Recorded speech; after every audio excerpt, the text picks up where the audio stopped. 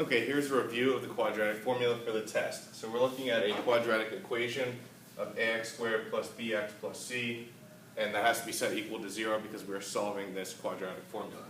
So we have a, b, and c, and this is all you're using. These are constants, so a, b, and c are all constants. You need to make sure that you're not using any variables when you use the quadratic formula. The only variable you're going to have is what it's all equal to, and that's x. So x equals opposite b plus or minus the square root of b squared minus 4 times a times c, that's all over 2a. Okay, so those are all numbers that you're plugging in here. There should be no variables. Let's try a quick problem. So we get x squared minus 40x plus 100 equals 0. All we do is plug it right in the formula. So we have a equals 1, b equals negative 40, and c is 100. So you have x equals, opposite of negative 40 is positive 40, plus or minus the square root of negative 40 squared. And make sure you put that in parentheses, or you'll make a mistake with your negatives. Minus 4 times 1 times 100, all over 2 times 1. So x equals 40 plus or minus square root of 40 squared is 1600 minus 400 all over 2. X equals 40 plus or minus square root of 1200 all over 2. So from here we need to simplify our radical. As you can tell, this discriminant, which is what's under the radical, that's discriminant, which is b squared minus 4ac. It's positive, so we know we're going to have two solutions, two real solutions. And we can simplify this radical to the square root of 400 and the square root of 3. You want to take out your biggest perfect square, so we'll get x equals 40 plus or minus square root of 400, square root of 3, all over 2. Now simplify this to become 20.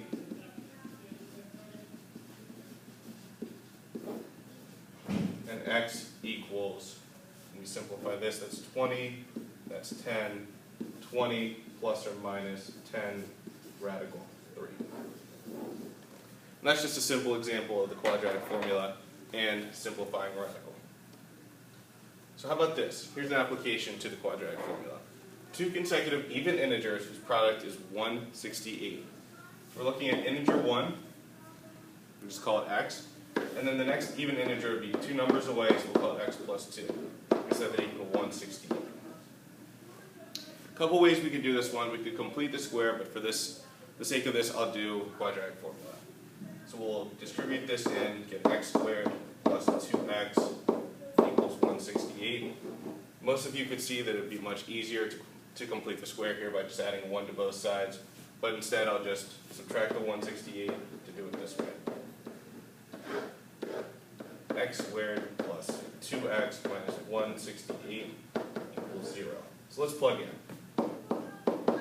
B is 2, so we're going to have a negative 2 plus or minus the square root of b squared is 4 minus 4 times 1, because a is 1, times negative 168, all over 2 times 1. X equals negative 2 plus or minus the square root of 4 times negative 4 times negative 168 is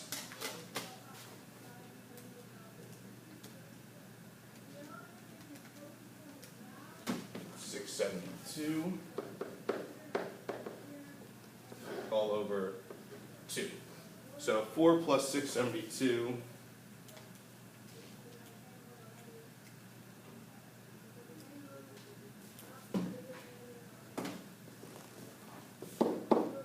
negative 2 plus or minus the square root of 676 over 2, and just so happens that the square root of 676 is 26. So x equals negative 2 plus or minus 26 over 2. Now we know we're going to have two real solutions because this was positive. We take the square root and we can do a negative 2. Let's just try our two options. Negative 2 plus 26 is 24 over 2. And negative 6, or negative 2 minus 26 is negative 28 over 2. So our two options right now are 12 and negative 14. So our two consecutive even integers would be negative 12, negative 14, or 12 and 14. Right? Because the two negative numbers could work, the two positive numbers could work. Alright, one last application. So we have a 12 by 8 pool, and we're adding a sidewalk of uniform length.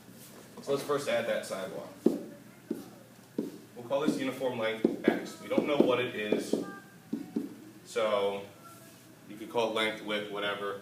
It's uniform, it's like a square around it. That's rectangle. The total area is 192 of this whole figure, so including the sidewalk, it's going to be 192. And we're going to determine the width or length of the sidewalk. So we have 8 plus 2x, because we're adding an x to both sides of everything, right? This is length or width 8, and x plus x. And then we're adding x to the 12, and that's 12 plus 2x. Equals 192. And now we can just create a quadratic. So we're going to get, by multiplying those two numbers,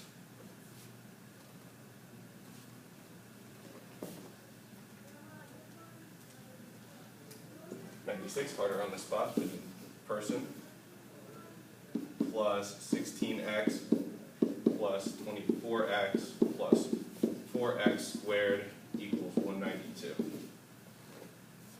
So now we can combine our like terms.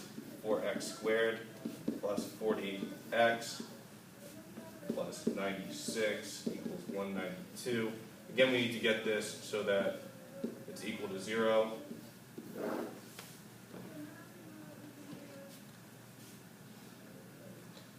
And from here we have 4x squared plus 40x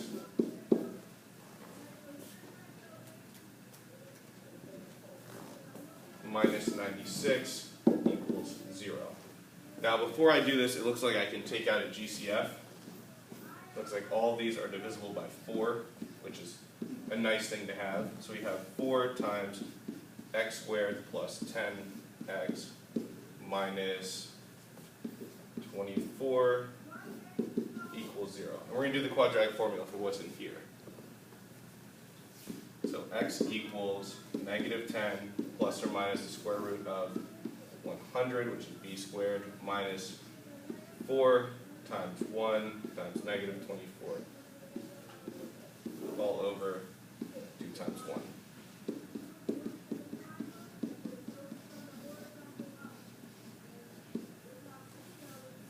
So we have negative 4 times